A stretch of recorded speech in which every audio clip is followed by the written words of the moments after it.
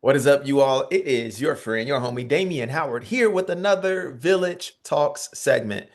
Hey, I have my new friends, friends that I'm going to visit South Central and get some good Sicilian and some Hispanic dishes pretty soon. I'm looking so forward to it. Tony and Huli here with us today for this particular segment from Youth Mentoring Connection.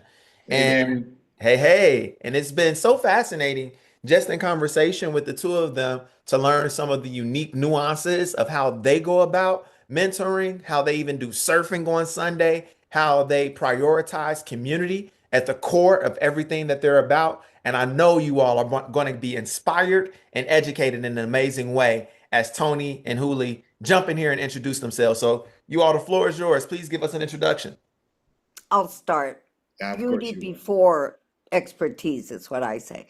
Hi, everyone. Thank you so much for having us, Damien.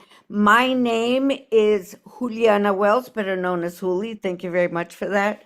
And I am just so honored to be a part of a community like mentoring. It's changed my life, and I have seen many young people's lives be transformed as well. So thrilled to be here.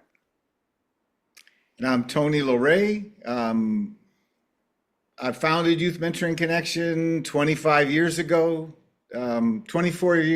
25 years ago on August 1st coming up. Anyway, so we'll celebrate that.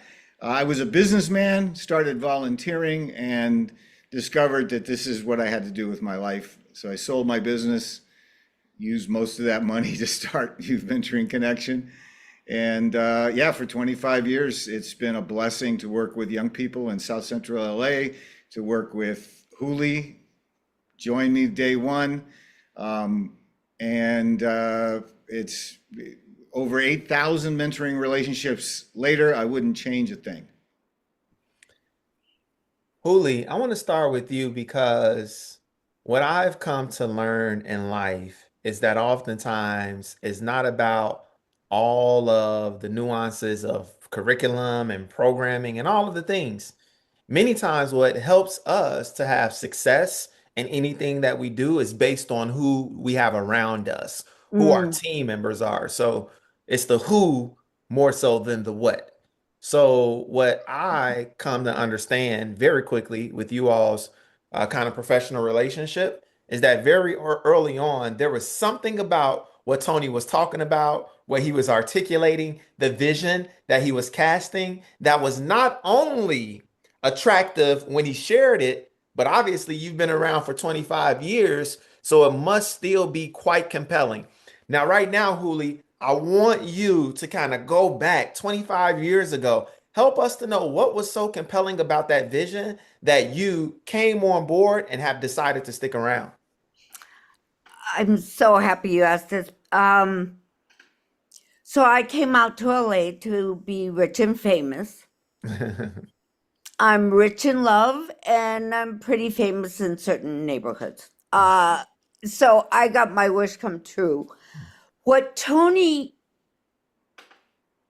imparted on me, what I got instantly was healing.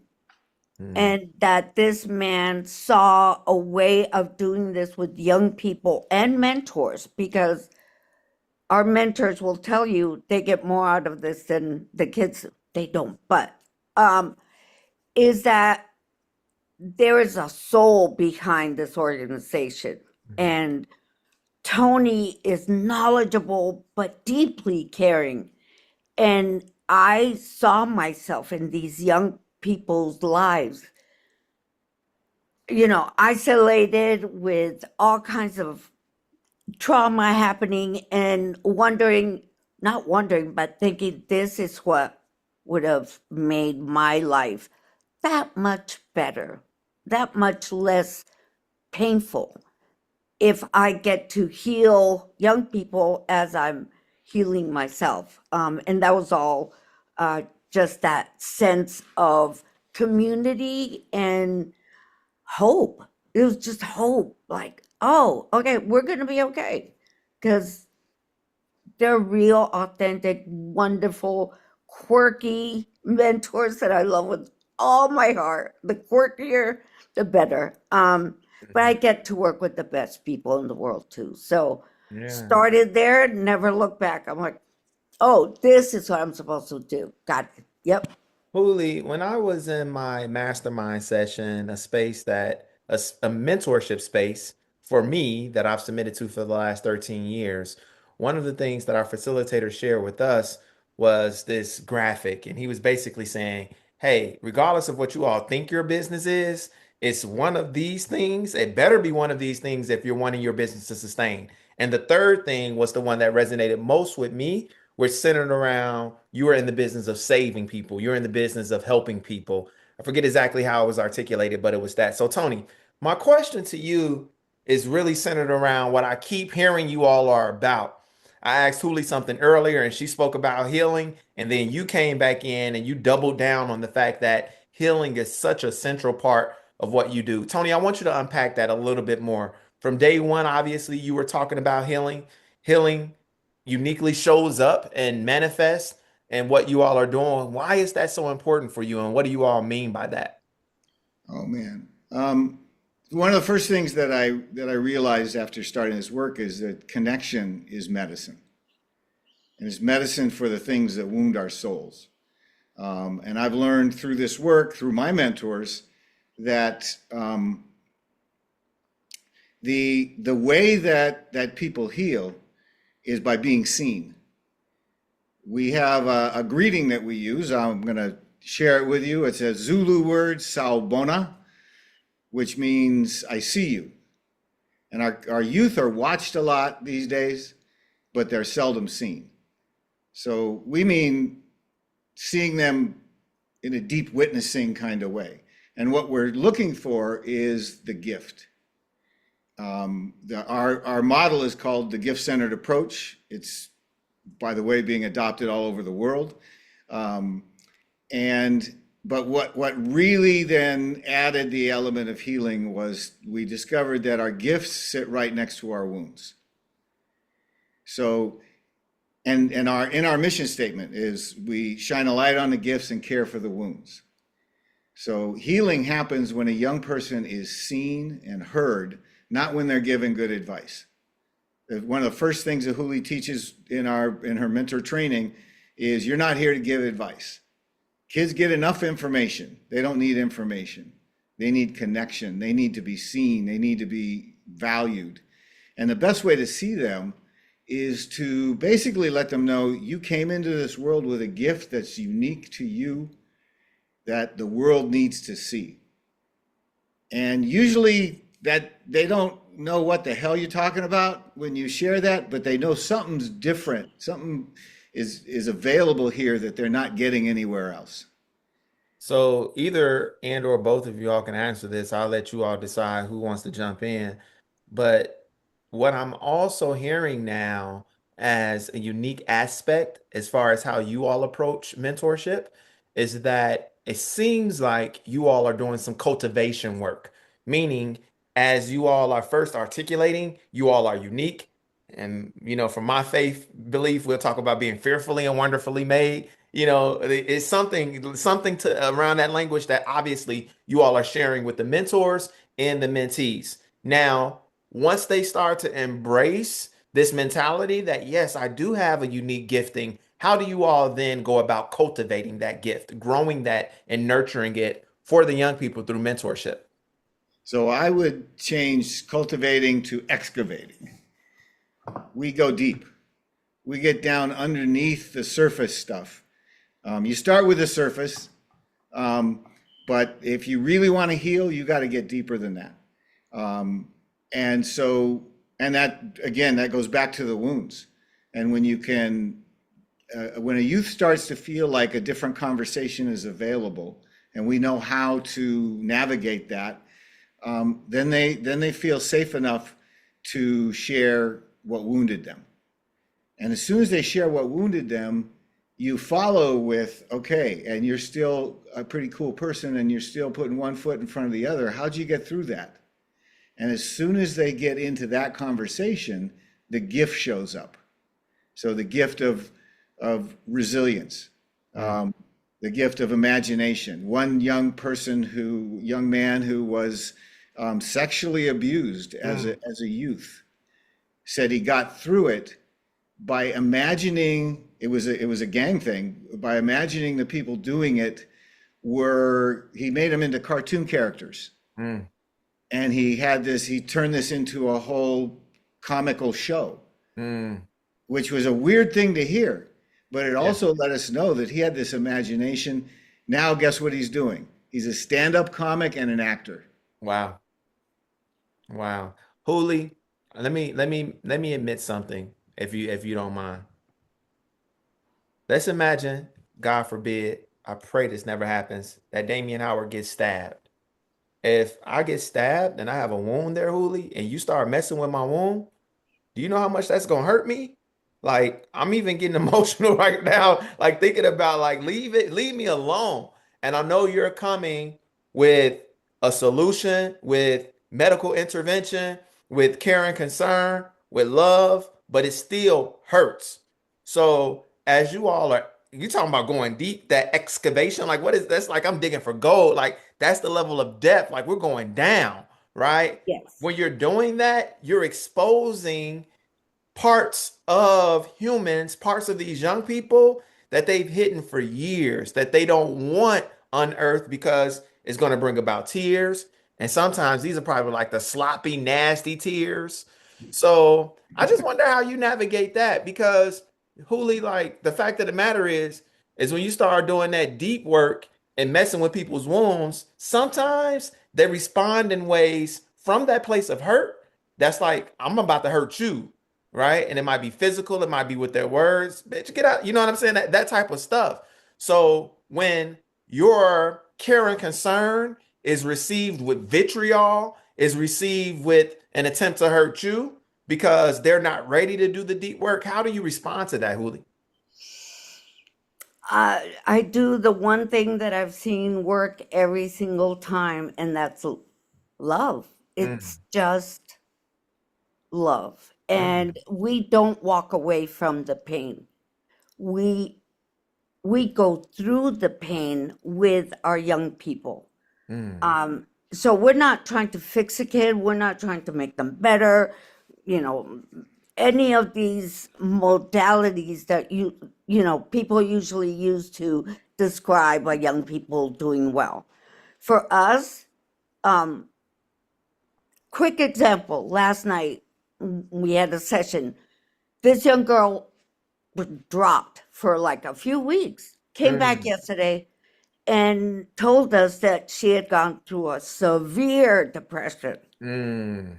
and couldn't get out of bed, just was not able to. And last night we played a funny silly session. At the end she was crying laughing, Yeah, and it was just because we were there. Like, we don't do anything magical except show up unconditionally, see these beautiful little gifts, and just share your own story. Yes. Because when I you got to can jump share your in. story, Yeah. the trust like triples. Yeah. yeah, Um, Yeah, I got to jump in and say, because people could be listening to this going, "Oh, I'm gonna come into your program and you're gonna go tell me what your worst moment in your life was." yeah, yeah, no, It's a process, yeah, yeah, and we don't heal youth. We heal with them. We don't initiate youth. We initiate with them. We tell our stories first often, yeah, and then they start to find out it's a safe space to tell your story. yeah. It's the difference between empathy and compassion. Compassion is from the Latin that turned into French compassion, which means to suffer, Yeah.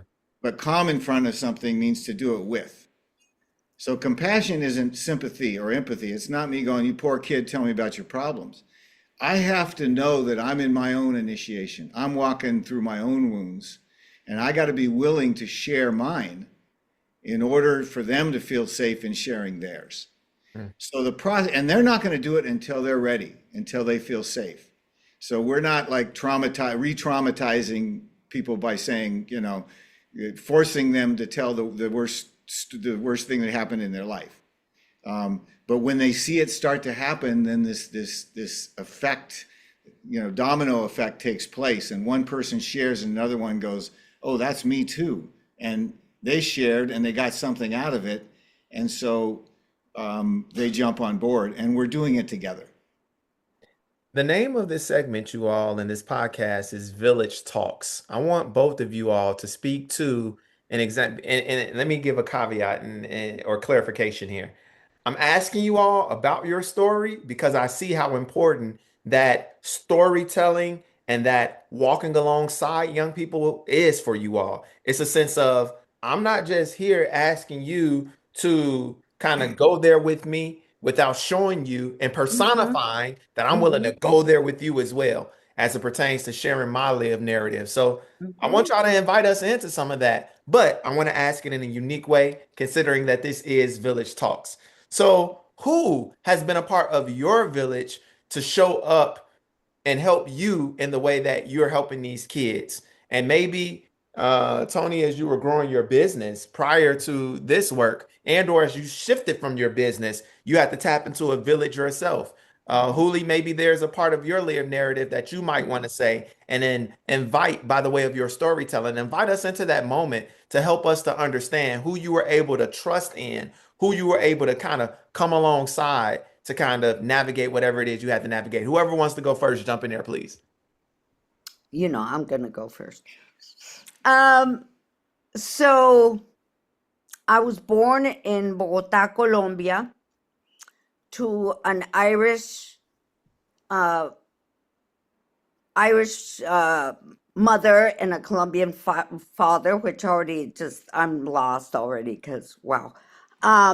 Dad and mom were both alcoholics, and it was a home filled with fear. Just not so much a physical fear, but just the amount of loudness and just toxicity that went through in that family. And I felt really alone, just super alone. Like nobody knew what the hell I was feeling. And those were all the moments that I wish I had an adult that I could trust. I couldn't trust adults. Um, and so, what I get to do now, when I share, my parents' story, my own addictions and alcoholism and crazy stuff that, thanks to Tony, I've come through more than once. Um, and I get to make it safe for other kids to tell their story because I'm not sharing it to tell you how to fix yourself, but I'm sharing to just tell my story of how I dealt with it. And then that can help a kid tell me about their parents that are using or that they have a friend or, so that begins to open the doors. And I'm pretty shameless. I really have very few filters left in my life. Um, I use humor a lot. I remind them that I'm not going to judge. Who am I to judge? Mhm, Um, as a matter of fact, I'll probably laugh a little. mhm, Um, but it's just that sense of how much this would have made such a difference in my life. mhm, Dad died when I was 9. Mom just went binge happy. mhm, Um, and I tried to take her mantle mhm, because you know what? I can be a better alcoholic than you. mhm, Um, and that's part of my story of just that fear. And when I started working with Tony and YMC, it was like suddenly I was being seen through our kids' eyes. mhm. Um, and I felt safe with Tony.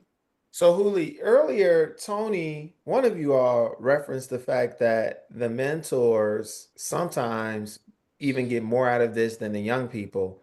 What's fascinating to hear is that you all as staff seem to even benefit from the things that you all are expressing and believe in. And I love that so much because me, as somebody who facilitates a lot of social and emotional learning conversations here in Chicago, I'm just like, man, if I'm not bringing this stuff to my house, if I'm not sharing these things with my daughter, I am a hypocrite.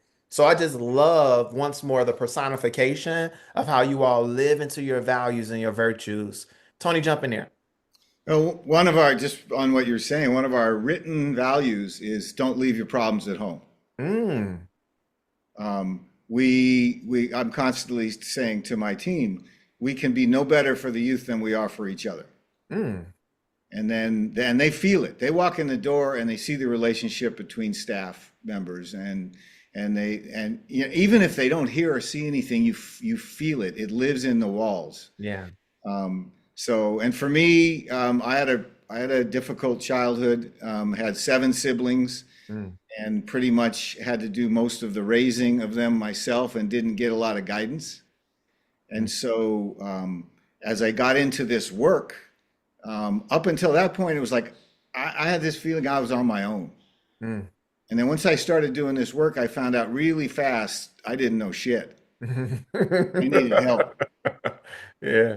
And I was And that's running how we around are in session too. Yeah, Sorry, go on, yeah, Tony. yeah. Real talk, real talk. and I was running around looking for, like, how do you do this right? Yeah. And going to conferences, and it felt like the mentoring stuff. There's a lot of great mentoring going on out there, but I Yeah. didn't hear anything that was revolutionary. It was more like, Mm, here's a cool thing to do with your kid. Here's how you give good advice. Here's how you background check people because you know we have to stay safe. All of that stuff. yeah. And then I found a tribe of mentors. Mm, I met one gentleman, and I'm going to call out the people that helped me, Orlan Bishop. mm, And I walked into an Indaba, which is African for deep conversation mm, session that he was conducting. And the first thing I heard before I even saw him around the corner, I heard somebody going, every mentoring relationship ends in betrayal. mm. And I'm going, okay, that's messed up, Yeah. but that's a conversation worth having. Mm, And so I started finding people, my mentors, Michael Mead, mythologist, storyteller, expert on initiation. mm, Read an article by a gentleman named Adisi Sanyika that showed how indigenous initiation rites and gang initiation rites on the streets of Los Angeles were identical processes. mm. And all of a sudden, I got people saying, here's how you do this. But they're not by giving me direct advice. They're telling their story. They also conduct workshops and things, and I became like, I got addicted to learning. Another gentleman, Louis Rodriguez, the poet, who is the poet laureate for Los Angeles a couple of years ago, wrote a book, Always Running, about how finding his gift of writing got him out of his gang life. Mm. So my life was nothing like any of these people, Yeah. but their story, I found myself in their story, and I found that I have gifts that I can share. And then I started feeling the healing from a childhood, bereft of being seen, Mm. bereft of getting the guidance that I always wished that I could have gotten. Yeah. I love You it. know, I yeah, love just it. like you said, man, we have to feel it ourselves. Then it's authentic when the kids hear our story, they're going, okay, they're not just lecturing me. Yeah. They're walking with me on this path. I and I don't say this in a pompous way, but so often my wife and I, we get people to kind of come into our house and say things along the lines of, there's just a unique feel in your house. They would even say, I feel the presence of God, stuff like that, which feels like hyperbole to us. But it's just like, no, we intentionally cultivate that in this space through Okay. practices Yeah. that are important to us, like for us, prayer, like some of the rituals that you all have. And I even heard you say it, Tony, you feel it in the walls, right? It's something that's palpable, even if we don't have the words to articulate what it is. Like you come into this space and you know it's something special. Huli, I want you to bring us to South Central LA. What do you love about South Central, Huli? Oh my God, the personalities. It just, I laugh more than I work, honestly. It just, we have some huge personalities and we get these wonderful moms that come in and tell us how much they love us. And then we have like the dads, but these young people that we had, again, another example. This young man showed us a video that had happened that day of the building across the street from his house Mm, in complete flames. wow. We had ice raid down Mm, the street. We and you do you cannot break these souls. They're like, mm. nope, Resilient, huh? absolutely, Yeah, and in a not pompous way, but in a way that like you can't tell them nothing. Like, yeah. yeah, you're gonna handle, and we get to be there to witness it and just be a part of that journey is such an honor. I thought Like, that type of swagger was just unique to Chicago. That's how we feel here in Chicago. Like you can't tell me nothing. That's what Kanye said. You know, that's that Chicago energy. Huli, I got another question for you. So South Central, you said it's the resilience, it's the grit, right? That's what you love.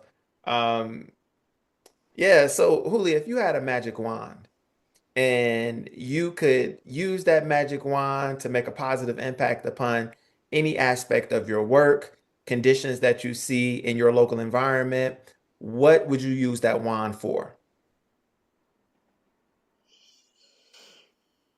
there is so much need for safe spaces Mm, and um and homes.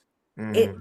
there is And by you say homes, I'm assuming affordable homes. yes, Like, that yeah, part, yeah, affordable homes yeah, and the ability to have that integrity that I have a home and not go, we all know what politicking is all about. yeah. But I do think that mental health, housing, and I would say addiction are probably the biggest concerns right now. And depression, all that good stuff. It's a lot. Yeah. Tony, I want to ask you a different question. However, I know the magic wand question is a quite popular one. And if you have something that's burning to add, go ahead. Or if you want me to go ahead with my other question, I can do that either. You choose, Tony. Tell me how you want to move forward. Well, I could really simply say that the magic wand would be that somehow we created a society that mirrors what the old tribal cultures understood, which Mm, is that young people need to be seen and they're not problems to be fixed. yeah. That our job is to see them and honor and cultivate their gifts. And if we Tony, had why? a culture that thought that way, a lot of things would change.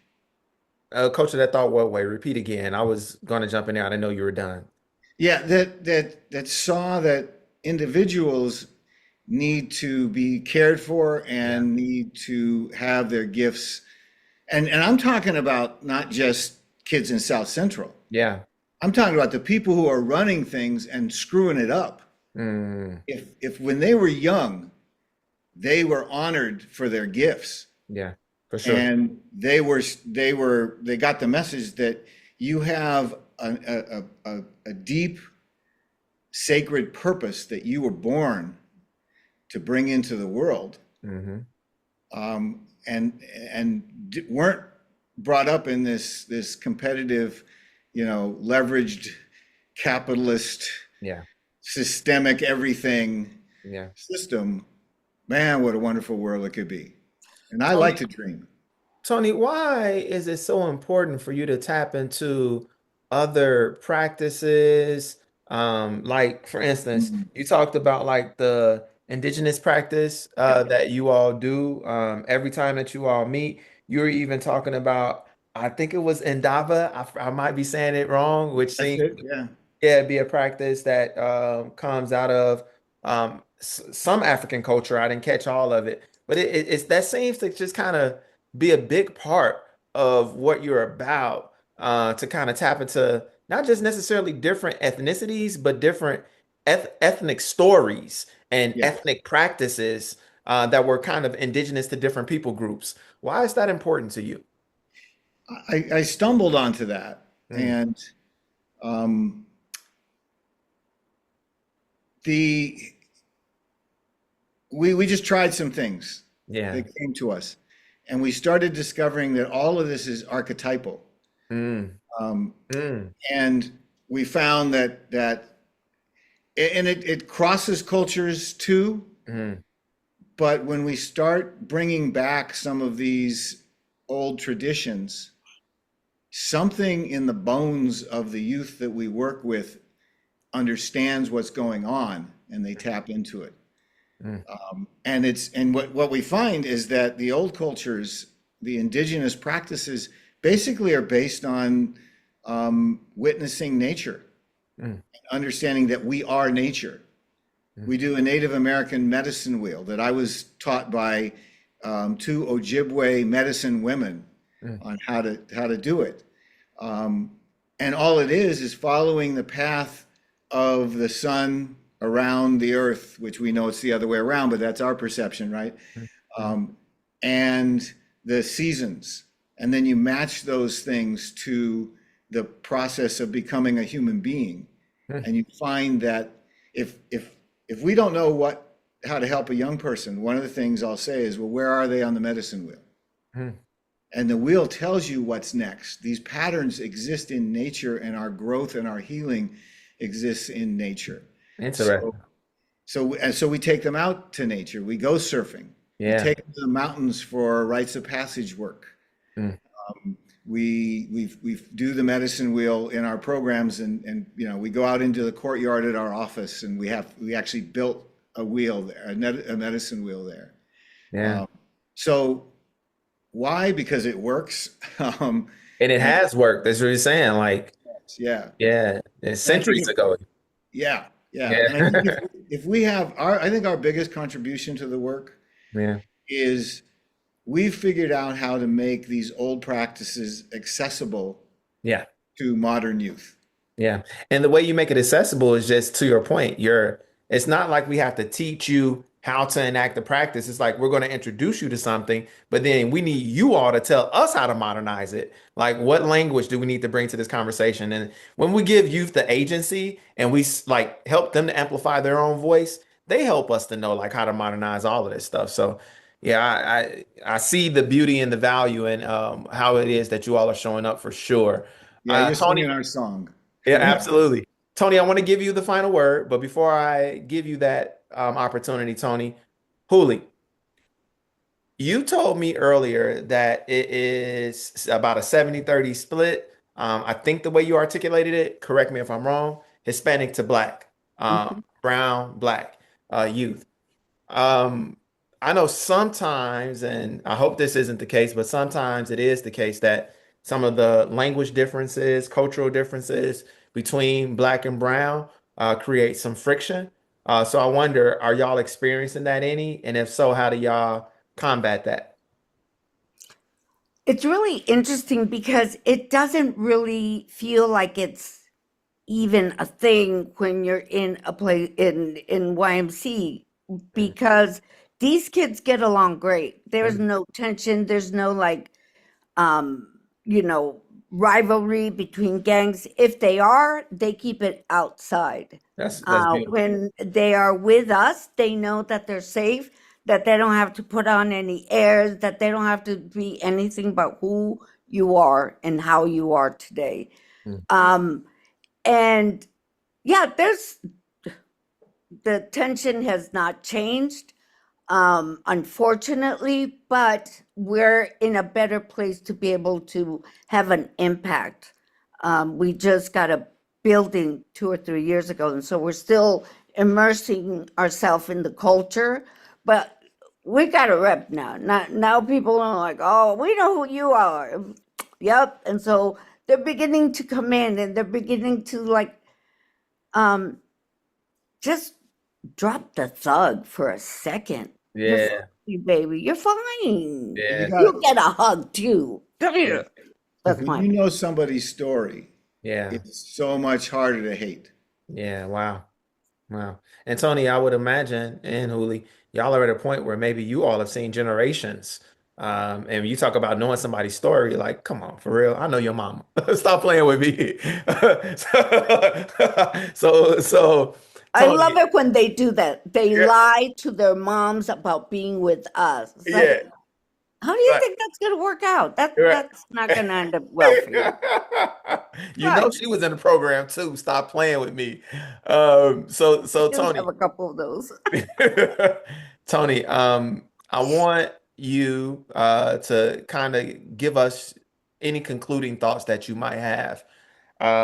Sometimes, Tony, I admit that my humanity brings about flaws, whereas there probably were some things I should have asked that I didn't, Tony. There probably were some opportunities that I was supposed to raise up so that you can give us some more of the magic of your organization, and I didn't get there. So, whatever I missed, Tony, I want to give you the floor. And as you're sharing out, Tony, if there's a particular part of what you're trying to express that you think Huli might need to jump in there and express even better or compliment what you're saying, I want to give you that opportunity. But what I'm trying to do right now, y'all, we got to land this plane. I know it's been amazing. It's been awesome. Y'all, we can do this for 3 hours. It's easily, Yeah. right? But we're at a point where we have to end this segment. So I want to give you the floor, Tony, to navigate however we're going to do that.